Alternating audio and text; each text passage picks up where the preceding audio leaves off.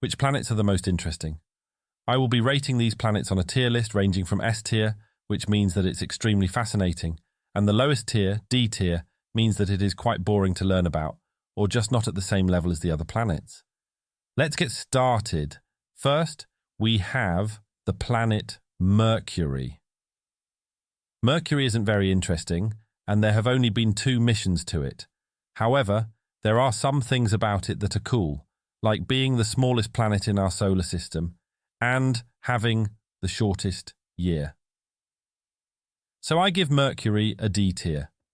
Not too boring in my opinion, but since pretty much every other planet is more interesting than it, except maybe Neptune, I think it should be placed in the bottom tier. Next, we have Venus. Now, unlike Mercury, Venus is incredibly fascinating. It is the hottest planet in our solar system, has active volcanoes, and may have had water long ago. Not only that, but Venus has electric clouds, immense pressure equivalent to thousands of feet down in the ocean. Because of all this, there are many ways to die on Venus. Therefore, Venus deserves its spot at A tier and at the very top of it. I debated putting it in the S tier, but I eventually came to the conclusion that the S tier planets in this video are slightly better. Obviously, we now have Earth. Earth is like the opposite of Venus. It has fantastic weather overall compared to other planets, a large variety of life, including trillions of creatures, and has water, something truly wonderful. Unfortunately, though, humanity has been slowly destroying this planet. We've been wiping out animals from the map, cutting trillions of trees, making the weather more drastic, and much more. As unfortunate as this is, Earth definitely deserves a spot S tier, and is, in my opinion, the best planet in the solar system, for obvious reasons, and has features that no other planet has that we have discovered in the galaxy so far. Next, we have Mars, the most explored planet, other than Earth, of course. Mars should go in the B tier, in my opinion.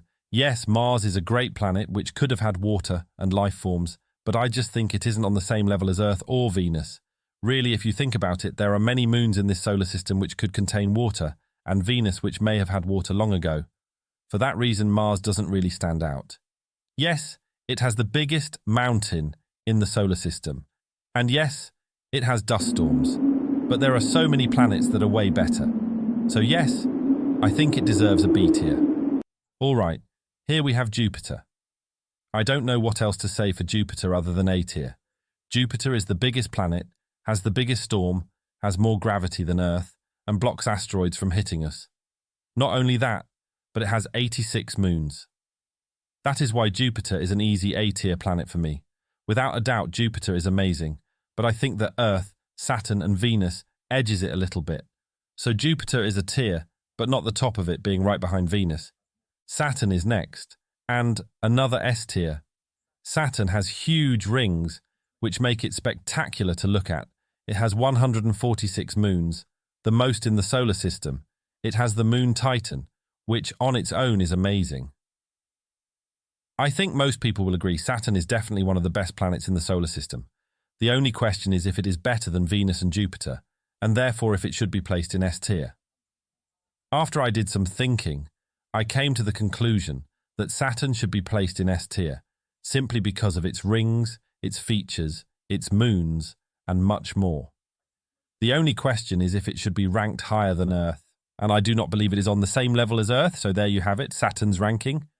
Before we continue with Uranus, let me quickly tell you to check out my store, virtualspacetraveler.com, for space-based high-quality merchandise for $23.25. Please give it a try and copy and paste the link in the description. Now let's continue. Regardless, we have reached Uranus, and this is where it goes downhill.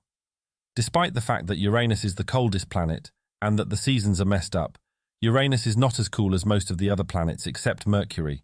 Because of that, Uranus gets a spot on the C tier. Before I rate the last planet, I would really appreciate it if you could subscribe for more content like this. Anyway, let's get back to the tier list. The last planet, of course, is Neptune. It is in the same predicament as Uranus. It is the windiest planet, yes, but there isn't much else that is very unique about Neptune. It is cold and is an ice giant, but so is Uranus. Now, I don't particularly think Neptune is boring. No planet is boring for me. But if I were to learn everything about Neptune, it could get quite old. Indeed, this ice giant will be rated at D tier and actually below our smallest planet, Mercury. For me, at least, Neptune is the least interesting planet in the solar system. And there you have it.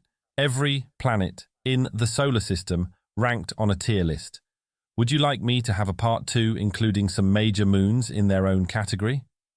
If we get to 50 likes, I will do that. Anyway, once again, please subscribe and I will see you next time.